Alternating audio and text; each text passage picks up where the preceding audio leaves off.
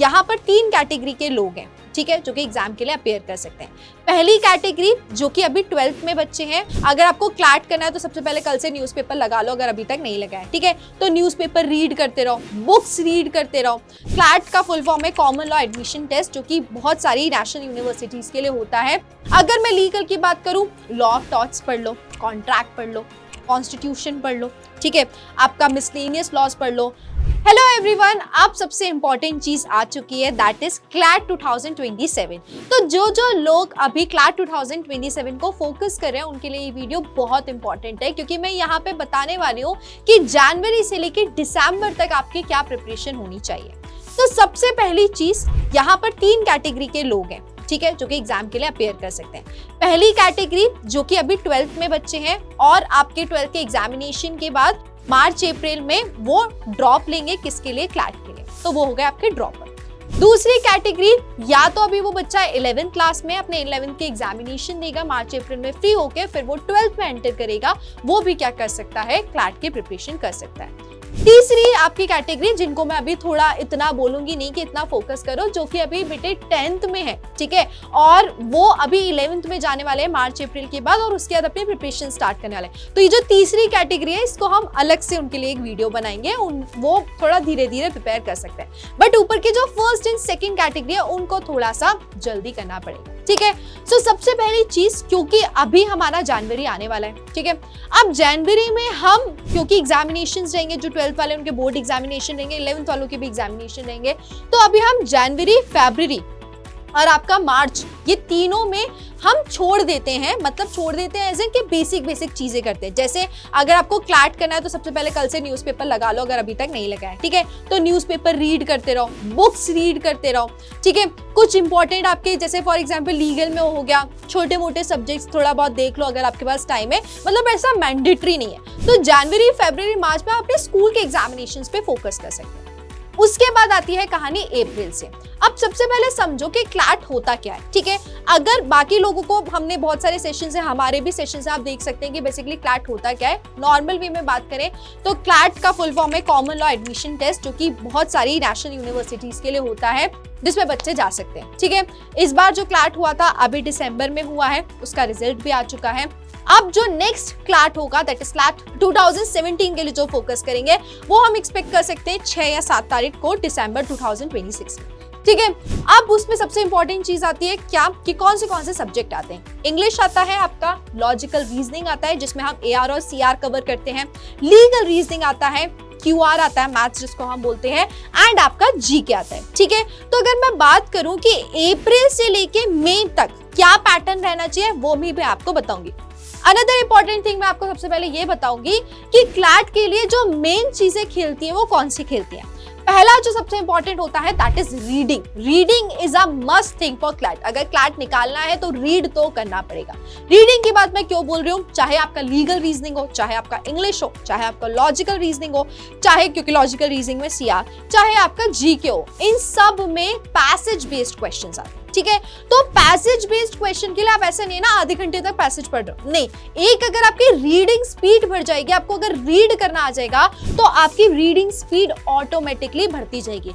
अब आपके दिमाग में आ रहा होगा कि मैम हमें रीड करना तो आता है, हमें कोई बहुत बड़ी बात थोड़ी, अभी हम पेपर उठाएंगे और रीड कर लें, ऐसा वाला रीड नहीं करना है। रीड करना स्टार्ट करो, अपनी स्पीड बढ़ाओ। अगर कोई चीज पूरा पेपर बहुत टाइम पे लगा रहे हो तो उसको कोशिश करो with in weeks, with in months उसका टाइम लिमिट क्या होता जाए, कम होता जाए, आपकी रीडिंग प्रॉपर होती जाए। दूसरी चीज होती है कॉम्प्रिहेंशन। रीड तो कर लिया, ऐसा नहीं है कि सिर्फ पढ़ लिया, उसको कॉम्प्रिहेंड भी तो करना जरूरी है। रीड क्या करके कर लिया, लेकिन उसको कॉम्प्रिहेंड भी तो करना चाहिए, तभी तो एग्जाम में दिमाग लगा पाओगे। अगर कॉम्प्रिहेंशन नहीं करोगे तो क्लैट में क्वेश्चन सॉल्व नहीं कर सकते हो। तो ये याद रखना कि रीडिंग के बाद जो सबसे नेक्स्ट इंपॉर्टेंट स्टेज होती है, दैट इज कॉम्प्रिहेंशन। तो कॉम्प्रिहेंशन पे भी आपको बहुत काम करना पड़ेगा। तीसरी इंपॉर्टेंट चीज, दैट इज लॉजिकल। लॉजिकल की अगर हम बात करें तो अभी पहले कुछ पैटर्न 2020 के बाद थोड़ा सा पैटर्न चेंज हो गया था, तो मोस्टली फोकस किया जा रहा था आपका CR पे, बट अभी इस साल मोस्टली क्वेश्चंस आपके किससे आए हैं, एनालिटिकल रीजनिंग से आए, तो उस पे भी आपको क्या रखना पड़ेगा, फोकस करना पड़ेगा। चौथी चीज very very important, that is GK. GK के लिए आपको करंट अफेयर्स की अगर हम बात करें तो जनवरी से ही पैटर्न पढ़ना स्टार्ट कर देना। जब मैं बात करती हूँ पैटर्न की, तो इट्स फॉर आपका न्यूज़पेपर हो सकता है, मंथली जो कंपेडियम्स हो सकते हैं, वो सारी चीजें आप क्या कर सकते हो, प्रिपेयर कर सकते हो। ठीक है, चलो अब हम आते हैं आपके मंथली वाइज। अगर हम बात करें अप्रैल 2026 से लेके आपका जून 2026 तक, तो यहाँ इन आपके अप्रैल हो गया, मई हो गया, जून हो गया, जून का हम मिड ले लेते हैं। ठीक है, इन 2.5 महीने में आपको क्या करना है, इन 2.5 महीने में आपको बेसिक से स्टार्ट करना है। जैसे फॉर एग्जाम्पल अगर मैं लीगल की बात करूं, लॉ ऑफ टॉर्ट्स पढ़ लो, कॉन्ट्रैक्ट पढ़ लो, कॉन्स्टिट्यूशन पढ़ लो, ठीक है, आपका मिसलेनियस लॉज पढ़ लो। उसी के साथ अगर मैं आपका इसकी बात करूं लॉजिकल रीजनिंग की, तो लॉजिकल रीजनिंग में आपका क्रिटिकल रीजनिंग वाला पार्ट कर लो इन 2.5 महीने में। ठीक है, उसके बाद आपका जीके का जो भी करंट अफेयर्स है वो तो साइड बाय साइड चलते ही रहेंगे। मैथ्स में आपका रेशियो देख लो, प्रपोर्शन देख लो, मतलब बेसिक जो होता है ना कॉन्सेप्चुअल चीजें, वो कवर कर लो। उसके बाद हम आते हैं आपका हाफ जून और आपका यहाँ पर कहाँ तक, अगस्त तक। अब हाफ जून से लेके अगस्त तक आपको क्या करना है, जो आपके बचे हुए टॉपिक्स हैं वो करते जाना है। लेकिन आपको ये बहुत याद रखना है, सिर्फ और सिर्फ मैं आपको फर्स्ट वीक या सेकेंड वीक अप्रैल में बोल सकती हूँ कि मॉक मत दो, लेकिन फर्स्ट सेकेंड वीक के बाद से आपको सेक्शनल देना पड़ेगा एंड मॉक भी देना पड़ेगा।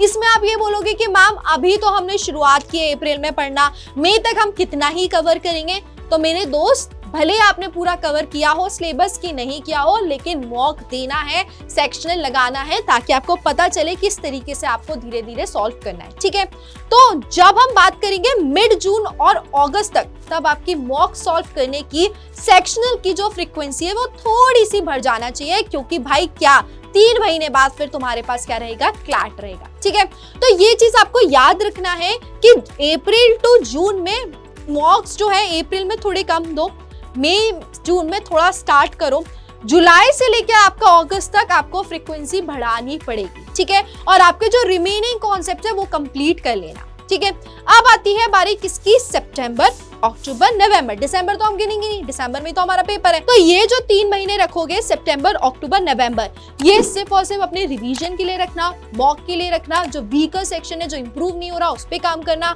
सेक्शनल्स देना, और पेपर तो बेटा पढ़ते ही रहना, करंट अफेयर्स का साथ मत छोड़ना। ठीक है, उसके बाद आपका दिसंबर में क्या हो जाएगा, एग्जाम हो जाएगा। तो ये आप एक पूरा ओवरव्यू लेकर चल सकते हो। अभी एट प्रेजेंट के लिए जनवरी, फरवरी, मार्च चीजें देखते जाओ। जैसे अगर तुम्हें कुछ भी आइडिया नहीं है क्लैट के बारे में, तो थोड़ा टाइम निकाल के 2 घंटे का टाइमर लगा के क्लैट का जो अभी क्वेश्चन पेपर आया 2026 वाला हुआ है उसको सॉल्व करो। ठीक है, अगर तुम्हें थोड़ा सा भी आइडिया है तो बेसिक चीजें पढ़ना स्टार्ट कर दो, स्टार्टिंग थोड़ा सा फोकस कर लो। ठीक है, अभी दिसंबर वाला जीके तो काम आएगा नहीं, तो जनवरी में जो स्टार्टिंग से कुछ कुछ हो रहा है वो देखते चलो। लीगल कर सकते हो, क्योंकि जनवरी, फरवरी, मार्च में तुम्हें इतना जीके फोकस नहीं करना पड़ेगा, बट तुम लीगल फोकस कर सकते हो। उसी के साथ मैंने जैसे स्टार्टिंग में बताया था कि पैसेज बेस्ड क्वेश्चन आते हैं, इस बार 2026 में एक थोड़ा सा नया इंटरेस्टिंग चीज देखने को मिली है। क्या कि यहाँ पर जो पहले 2020 में लीगल का चलता था, दैट इज प्रिंसिपल फैक्ट्स वाले क्वेश्चन, वो यहाँ पे देखने को मिले। तो आपको अपनी प्रिपरेशन में ये याद रखना है कि लीगल के लिए सिर्फ और सिर्फ पैसेज बेस्ड क्वेश्चन नहीं करना है,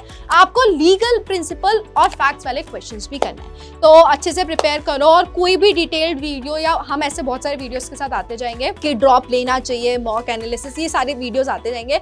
बाकी आपको कमेंट सेक्शन में अगर कोई भी लगे कि कोई भी सेपरेट वीडियो चाहिए तो प्लीज बताइए, और उसी के साथ मिलते हैं नेक्स्ट सेशन में। जब तक के लिए अपना ध्यान रखिए, bye bye, take care, thank you.